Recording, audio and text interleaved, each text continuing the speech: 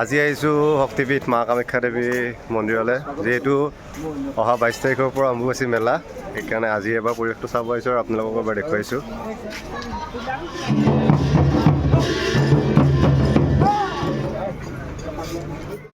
Finally আহি পালোঁ এয়া মা কামাখ্যা দেৱীৰ মন্দিৰ।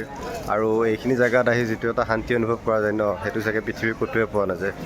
আৰু মই ভাবোঁ, যিহেতু মই এজন অসমীয়া ল'ৰা, অসমৰ পৰা বিলংছ কৰোঁ, সেইকাৰণে ভাবোঁ যে কামাখ্যা মন্দিৰৰ ওপৰত আৰু শক্তিপীঠ চাগে এই দুনীয়াখনত নাই আৰু বুলি মোৰ ফিল হয় আৰু।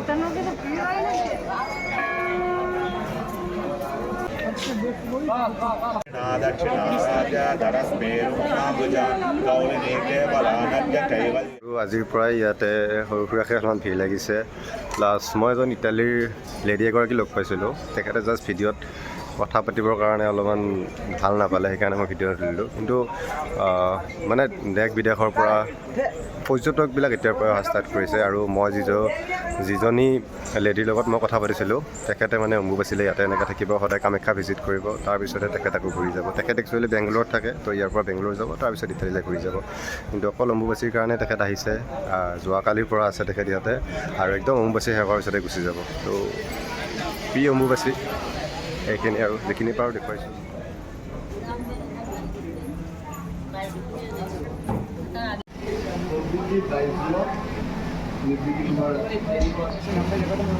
আৰু বন্ধুসকল, আপোনালোকক কৈ দিওঁ যে এই অম্বুবাচী 22 তাৰিখে ৰাতি 9টাৰ পৰা আৰম্ভ হ'ব, যিটো ৰাতি 9টাৰ পৰা গেট বন্ধ থাকিব, হয়তো আগতো বন্ধ কৰি দিব পাৰে। আৰু 26 তাৰিখে ৰাতিপুৱা সূৰ্য উদয়ৰ লগে লগে গেটটো খুলি দিব।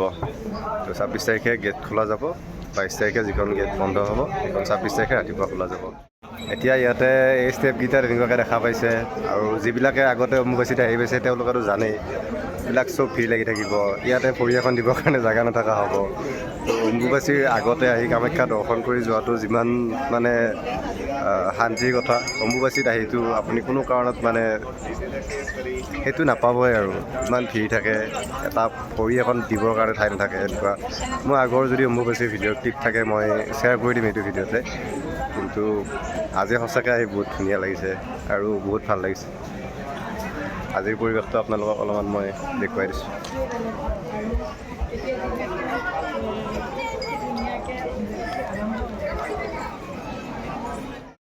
যিহেতু অম্বুবাচীত বহুত দূৰ দূৰণিৰ পৰা ভক্তসকল আহে, সেয়েহে কামাখ্যা ষ্টেচন আৰু পাণ্ডু বৰ্ডৰ ওচৰত তেওঁলোকে থকাৰ ব্যৱস্থা কৰি দিছে অসম চৰকাৰে। তো যদি কোনোবাই মোৰ ভাষাটো বুজি পায়, যি নেকি বাহিৰৰ পৰা চাই আছে, তেওঁলোকৰ কাৰণে সুবিধা হ'ব এইখিনি কথা।